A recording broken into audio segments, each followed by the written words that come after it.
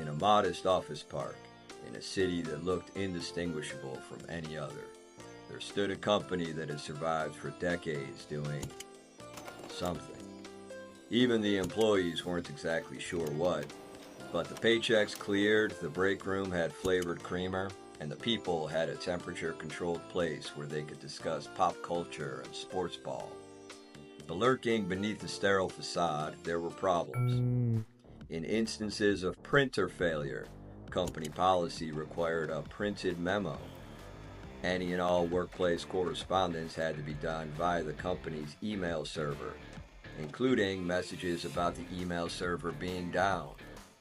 To report instances of workplace harassment, employees were required to contact a supervisor within 24 hours.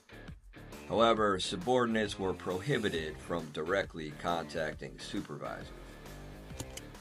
The office was staffed almost entirely by boomers, good, solid people. They still printed emails, they still used fax machines, they still called IT to reset their passwords every time. The passwords were names of sports ball teams and references to music, movies, and sitcoms from decades ago. They believed in hard work and no handouts, that people should pull themselves up by their dress shoe straps. But the boomers didn't wear dress shoes anymore. They wore sneakers. They had bad knees. They had letters from accredited doctors. When new positions opened, the company posted job listings. Requirements were simple. Must have a 4-year degree. Must not have wasted 4 years and tens of thousands of dollars on college. Must be an independent self-starter. Must follow orders and work well as a member of a team. As the company inched closer to the edge of a long decline, the HR department continued its noble search for the perfect candidate. A bright young mind, seasoned but energetic, educated but not naive, polished but not pretentious. Someone who could appreciate folk music, 1970s sports stars, and television sitcoms. Monday afternoon. Job applicant seeking employment as lead applications synergist. So tell me, what time did you arrive today? About 1:45. The interview was scheduled for 2 o'clock. Yeah, I wanted to be early, prepared. That kind of overzealous energy can be off-putting. It's not really our culture here. We're the Woodstock generation. We are more the laid-back hippie types. Groovy. Far out. And that suit and necktie. It just makes you look so darn serious. We like to have fun at this office. Anyway, how old are you? 22. Ah, you're still a baby. We're really looking for someone with a little more seasoning. Someone who would fit into the fun office culture. Someone who would understand our jokes and our Bob Dylan references. Well, you know, the times they're a-changin'. What do you mean, sweetheart? No. The Bob Dylan song. You're thinking of Simon and Garfunkel. Bob Dylan wasn't a singer. He was a famous civil rights advocate. Anyway, where'd you go to college? State College. Just graduated. Oof. That really puts you behind the 8 ball. 4 years in a classroom while everyone else was out there getting real-world experience. Bit of a red flag. The applicant walked away thinking he could have had the job if only he'd ignored his parents' advice to go to college, if only he'd ignored his teachers, if only he'd been a real rebel, a seeker, if he'd spent 4 years smoking weed and finding himself instead of following the herd to the university. Tuesday afternoon. A new job applicant seeking employment as a direct solutions technician. The interview started at 2, you know. You're late. Sorry, traffic. There was a terrible accident at 22nd Street. Punctuality's important. This isn't a carnival show. This is a serious company. We need each member of our team to show up on time and ready to work. But let's move on. How old are you? 29. Well, we're really looking for someone a little more energetic. Which reminds me, Have you tried cutting out carbs? I cut back on cupcakes, and let me tell you, I haven't had this much energy since I was a sorority girl. Wow, that's great. I was in the Delta Gamma sorority at State College. And where did you go? Didn't go. I started programming when I was 18. Been working ever since. Well, unfortunately, this role does require a degree. Company policy. Oh, and one more thing. Just a tip for the future. Always wear a necktie for a job interview. It looks more professional.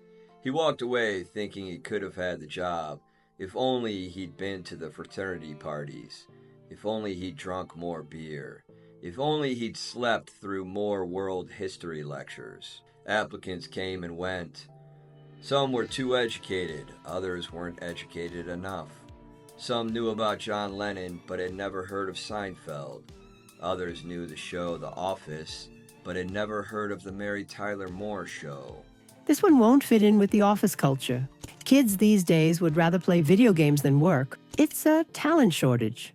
And with each empty seat, the company made the only logical decision: replace the person with AI. The receptionist was replaced by a chatbot named Cynthia. But due to repeated sexual harassment from the office staff and near constant demands to produce pornographic content and graphic sex talk, Cynthia became overrun with spam, rendering her incapable of doing anything more than inviting people to an OnlyFans page. The finance guy dumped all of the company resources into a crypto coin that he claimed was up 9,000%. Problem was, he didn't know how to transfer the funds out of the crypto wallet. The IT department couldn't help. They were a team from India who'd run up everyone's credit card on chatbot Cynthia's OnlyFans page. Slowly, things fell apart. The lights flickered more often. Emails got lost in the cloud. Job applicants came and went. One by one, the boomers retired. Until one day, when a lone employee remained, a legacy hire. He knew about the sports ball and the movies, but he had nobody to talk about it with. He knew the company policy regarding lunch breaks and sick days, but he had nobody with whom to complain. And what's worse, he couldn't turn on the computer. He had no way of keeping up with the viral stories of the day. He tried to log in, the screen blinked, nothing worked. He stared at the glowing box and mumbled, "Come on, just do the thing! Alexa, hey Google, turn on! Stupid robot, why won't you just work? Do your job!" When that didn't work, he sat on the floor and started hitting the keys at random. Out of ideas and hope, he used an old office phone to order lunch. 10 minutes later, an Uber Eats delivery driver walked in holding a steaming bag. The employee sat in amazement as the delivery driver brought the computer to life with the press of a button.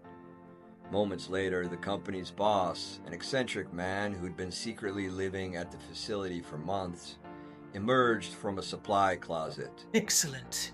You, my young friend, are exactly the sort of industrious button pusher we need on this floundering ship of fools. I've been looking for a bright, young fellow to guide this higgledy-piggledy cadre of bumbling boomers since the Reagan administration. Boomers? A bunch of ne'er-do-wells, if you ask me. It's been all downhill since the silent generation.